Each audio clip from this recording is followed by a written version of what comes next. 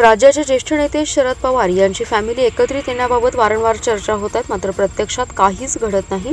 राष्ट्रवादी काँग्रेस पक्ष हा अजित पवार, शरद पवार आणि सुप्रिया सुळे या पवार कुटुंबापुरता मर्यादित पक्ष आहे, असा टोला राज्याचे उच्च तंत्र शिक्षण मंत्री व जिल्ह्याचे पालकमंत्री चंद्रकांतदादा पाटील यांनी सांगलीत लगावलाय। सांगलीत घरेलू कामगार आरोग्य तपासणी अभियानाअंतर्गत कार्यक्रमासाठी पालकमंत्री पाटील हे सांगली जिल्हा दौऱ्यावर आले होते। यावेळी पत्रकारांच्या प्रश्नांवर बोलत असताना पाटील यांनाही दोन्ही राष्ट्रवादी काँग्रेस पक्ष एकत्रित येण्याची चर्चा सुरू असल्याबाबत प्रश्न विचारण्यात आला। यावेळी ते बोलताना म्हणाले की ही चर्चा कायमच सुरू असते। पवार फॅमिलीबाबत ही चर्चा कायमच सुरू असते। अजितदादा पवार, शरद पवार आणि सुप्रिया सुळे या तिघांचाच हा पक्ष आहे। 2.5 वर्ष झाली असून अशी चर्चा सुरू असतात, मात्र प्रत्यक्षात काहीच होताना दिसत नाही। या तिघांमध्येच या चर्चा सुरू असतात। पवार कुटुंबाच्या एकत्रित येण्याच्या चर्चेला पक्षातील अन्य कोणी नेते नसतात। अगदी जयंत पाटील हेही लांब थांबलेले असतात, त्यांच्या निर्णयाची प्रतीक्षा करीत आहेत।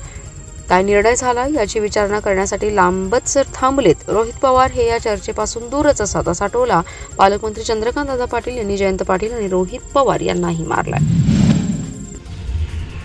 कुख्यात गुंड गजानन उर्फ गजा मारणे याला आर्थिक रसद पुरवणारा टोळीतील सदस्य बाळकृष्ण उर्फ पांड्या लक्ष्मण मोहिते याला पुणे शहर गुन्हे पथकाने बुधवारी अटक केली आहे। मोका अंतर्गत ही कारवाई करण्यात आली।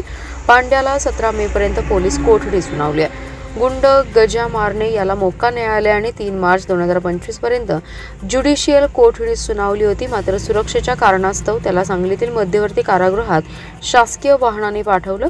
गजा मारणे टोळीतील सांगलीचा सदस्य पांड्या मोहिते हा रेकॉर्डवरील गुन्हेगार आहे।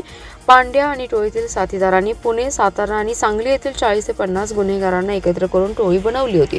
टोळीचं वर्चस्व निर्माण करण्यासाठी ते दहशत निर्माण करत होते। गुंड गजाला शासकीय वाहनातून नेताना पांड्याने पाठलाग केला, तसेच गजाला आर्थिक आणि इतर प्रकारची मदत केल्याचं सीसीटीव्ही कॅमेऱ्यात कैद झालं होतं। तसेच तांत्रिक पुरावे देखील मिळाले होते। गजा मारणे याला आर्थिक आणि इतर प्रकारची रसद पुरवणाऱ्याला पाहिजे असलेल्या आरोपींचा शोध घेण्यासाठी पुणे शहरचे पोलीस उपायुक्त निखिल पिंगळे यांच्या मार्गदर्शनाखाली गुन्हे शाखेकडील पथक तयार करण्यात आलं। या पथकाने मारणे टोळीतील सदस्य बाळकृष्ण उर्फ पांड्या मोहिते याला सीतारामनगर येथील खोलीतून बुधवारी पहाटे ताब्यात घेतले। सांगलीमध्ये मंगळवारी रात्री जोरदार पावसाने दाणादाण उडवून दिले। 3 तास पडत असलेल्या मुसळधार पावसामुळे शहरातील मुख्य रस्त्यांसह राम मंदिर, झुलेलाल चौक, मारुती चौक, राजवाडा चौक आदी ठिकाणी पाणी साचलं होतं। त्यामुळे वाहतूक विस्कळीत झाली होती। गेल्या 2 दिवसांपासून शहरात प्रचंड उकाडा वाढला होता। मंगळवारी रात्री 10च्या सुमारास वादळी वाऱ्यासह पावसाला सुरुवात झाली, त्यामुळे नागरिकांना उकाड्यापासून थोडासा दिलासा मिळालाय। तर दुसरीकडे या पावसामुळे स्टेशन चौक, काँग्रेस कमिटी, शिवाजी मंडई, झुलेलाल चौकासह विविध ठिकाणी गुडघाभर पाणी साचलं होतं। स्टेशन चौकातील दोन्ही रस्त्यांवर पाणी आल्याने वाहनांची गती मंदावली होती। काँग्रेस कमिटी समोरही मोठ्या प्रमाणात पाणी साचलं होतं। शिवाजी मंडईत पावसामुळे गटारी नाले ओव्हरफ्लो झाले। उपनगरातील नागरी वस्तीत पाणी साचल्याने नाल्याचं आणि पावसाचं पाणी शिरलं, तर अनेक मोकळ्या जागेत तळी साचली। शहरातील मुख्य रस्त्यावर पाणी साचलं होतं। Civil hospital road, station road, ST stand road आदी मुख्य रस्त्यावर वाहतूक विस्कळीत झाली होती, तर अनेक उपनगरात पावसाने दाणादाण उडाली। शामराव नगरसह परिसरातील खुल्या जागेत पाणी साचून राहिले, तर उपनगरे चिखलमय झाली आहेत।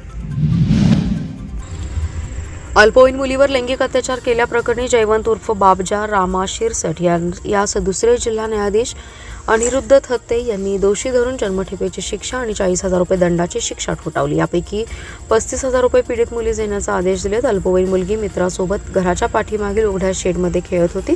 यावेळी अल्पवयीन मुली जयवंत शिरसटने हाताचा इशारा करून बोलावून घेतलं। उघड्या शेडच्या पाठीमागे 25 ते 30 फूट असलेल्या अंतरावर निरगुडीच्या झुडपाच्या आडोशास नेलं। अल्पवयीन मुलीवर लैंगिक अत्याचार केले। त्यावेळी पीडित मुलीच्या चुलतीने मोठाने आरडाओरडा करत त्याच्याकडे धाव घेतली। जयवंतने पीडित मुली सोडून देत पलायन केलं। या प्रकरणी कोकडू पोलीस ठाण्यात जयवंत शिरसट याच्या विरोधात गुन्हा नोंद करण्यात आला। या खटल्याची सुनावणी दुसरे जिल्हा न्यायाधीश अनिरुद्ध थत्ते यांच्या कोर्टात झाली। सदर खटल्याच्या गुणदोषावर सुनावणी होऊन आरोपीस दोषी धरून जन्मठेपेची शिक्षा आणि 40,000 रुपये दंडाची शिक्षा ठोठावण्यात आली। सरकार पक्षातर्फे बाजू मांडण्याचं काम सहाय्यक सरकारी वकील ॲडव्होकेट रणजित पाटील यांनी पाहिले। सरकार पक्षातर्फे 5 साक्षीदारांची साक्ष नोंदवण्यात आली। यापैकी फिर्यादित पीडित, पंच, साक्षीदार आणि वैद्यकीय अधिकारी, जन्ममृत्यू निबंधक आणि तपासी अंमलदार, पोलीस उपाधीक्षक मंगेश चव्हाण यांच्या साक्षी महत्त्वाच्या ठरल्या।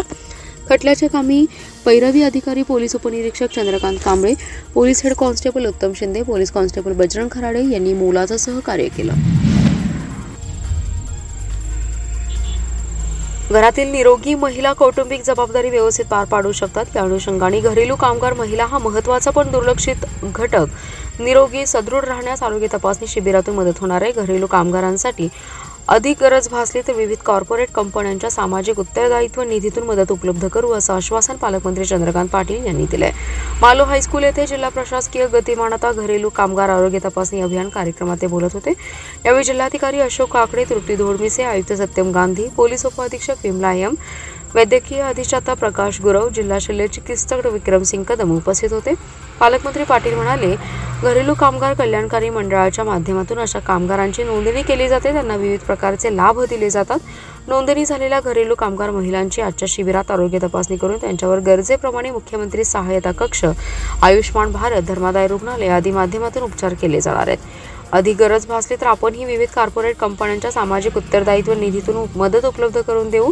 पुरेशी विश्रांती, सकस आहाराअभावी महिलांच्या आरोग्याची हेळसांड होते, त्यामुळे वयाच्या 40 नंतर महिलांना विविध आजार उद्भवतात। यावर मात करण्यासाठी पुण्यात राबवण्यात आलेल्या सुखदा उपक्रमाचा दाखला घेऊन पालकमंत्री चंद्रकांत पाटील यांनी ते कोल्हापूरचे पालकमंत्री असताना 5 लाख बालकांची आरोग्य तपासणी आणि 100हून अधिक बालकांवर लाखो रुपये खर्च असलेल्या हृदय शस्त्रक्रिया पालकांचं भोजन, निवासाच्या सुविधेसह मोफत करण्यात आल्याचं सांगितलं। महापालिका क्षेत्रात मान्सूनपूर्व नाले सफाईला सुरुवात झाली आहे। शहरातील 3.5 किलोमीटर लांबीच्या 100 फुटी रस्त्यावरील भोबे गटार स्वच्छतेला सुरुवात करण्यात आली असून पहिल्याच दिवशी 5 टन कचरा गटारीतून काढण्यात आला आहे। महापालिका क्षेत्रात मान्सूनपूर्व नाले सफाईला सुरुवात झाली आहे। शहरातील लहान मोठे नैसर्गिक नाले, भोबे गटारी स्वच्छता केल्या जात आहेत। सांगलीतील सर्वात लांबीच्या राजश्री छत्रपती शाहू महाराज मार्गावरील 3.5 किलोमीटरच्या भोबे गटार स्वच्छतेला सुरुवात करण्यात आली। आयुक्त सत्यम गांधी यांच्या सूचनेनुसार आणि अतिरिक्त आयुक्त रविकांत अडसूळ यांच्या मार्गदर्शनाखाली उपायुक्त स्मृती पाटील, मुख्य स्वच्छता अधिकारी डॉक्टर रवींद्र ताटे यांच्या उपस्थितीत भोबे गटार स्वच्छतेला सुरुवात झाली। भोबे गटार विश्रामबाग मंदिरपासून कोल्हापूर रोडपर्यंत या 3.5 किलोमीटरच्या गटार ही जेसीबीच्या सहाय्याने स्वच्छ केली जाते। पहिल्याच दिवशी या गटारीतून शेकडो प्लास्टिक बाटल्या आणि कचरा बाहेर टाकण्यात आला। पुढील 3 दिवसात भोबे गटार पूर्णपणे स्वच्छ केलं जाणार आहे। यावेळी वरिष्ठ स्वच्छता निरीक्षक याकूब मद्रासी, स्वच्छता निरीक्षक धनंजय कांबळे, कोमल कुदळे, राजेंद्र गोंधळे आदी जण उपस्थित होते। दरम्यान भोबे गटार स्वच्छतेमधून शेकडो प्लास्टिक बाटल्या गटारीतून बाहेर काढण्यात आल्या। या प्लास्टिक कचऱ्यामुळे भोबे गटार तुंबतं, त्यामुळे नागरिकांनी आपला कचरा हा महापालिकेच्या घंटागाडी टाकून सहकार्य करावं असं आवाहन उपायुक्त स्मृती पाटील यांनी केलंय। विश्रामबागसह महापालिका क्षेत्रातील अनेक खाऊ गल्ल्यांमध्ये उघड्यावर चिकन वेस्ट टाकल्यामुळे हिंसक कुत्र्यांचं प्रमाण वाढते, त्यामुळे उघड्यावर चिकन वेस्ट टाकल्यास संबंधित विक्रेत्यांवर दंडात्मक कारवाई करण्याचा इशारा उपायुक्त स्मृती पाटील यांनी दिलाय। महापालिका क्षेत्रात अनेक ठिकाणी रस्त्यावरच विक्रेते झालेत। बहुतांशी खाऊ गल्ल्यांमध्ये चिकन 65 किंवा अन्य पदार्थ विक्री केले जातात। यावेळी चिकन वेस्ट हे हातगाडी चालकांकडून उघड्यावरच टाकले जात असल्याने ते खाण्यासाठी मोकाट कुत्री एकत्र येतात आणि त्यामुळे ही कुत्री हिंसक बनतात। त्यामुळे चिकन वेस्ट उघड्यावर टाकणाऱ्या हातगाडी चालकांना उपायुक्त स्मृती पाटील यांनी दंडात्मक कारवाईचा इशारा दिलाय। आपल्या हातगाडीवरील चिकन वेस्ट हे महापालिकेच्या डस्टबिनमध्ये टाकायचे अशा सूचना त्यांनी दिल्या। तर या निर्णयाचा भंग करणाऱ्यांवर पहिल्यांदा दंडात्मक कारवाई केली जाईल आणि त्यानंतरही जर तो व्यवसायधारक ऐकत नसेल तर त्याच्या हातगाडी जप्तची कारवाई करण्याचा इशारा स्मृती पाटील यांनी दिलाय। त्यामुळे मुख्य स्वच्छता अधिकारी डॉक्टर रवींद्र ताटे, प्रभागाच्या स्वच्छता निरीक्षक मेघाराणी कांबळे, कोमल कुदळे उपस्थित होत्या। जिल्ह्यातील वाळवा तालुक्यातील 40 गावांचा डोंगरी उपगटात समावेश करण्यासाठी आमदार सत्यजित देशमुख यांच्याकडून पाठपुरावा करण्यात आला होता।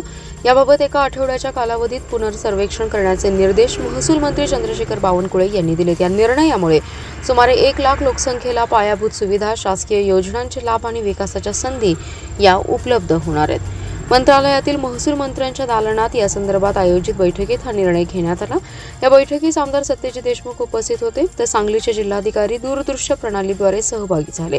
महसूल मंत्री बावनकुळे म्हणाले की दुर्गम डोंगरी भागातील नागरिकांना विकासाच्या मुख्य प्रवाहात आणण्यासाठी सरकार कटिबद्ध आहे। पिण्याचं पाणी, आरोग्य सुविधा, पशुवैद्यकीय सेवा, प्राथमिक आरोग्य केंद्र आणि शासकीय योजनांचा निधी यांसारख्या सुविधा डोंगरी भागातील नागरिकांपर्यंत पोहोचवण्यासाठी आम्ही प्रयत्नशील आहोत।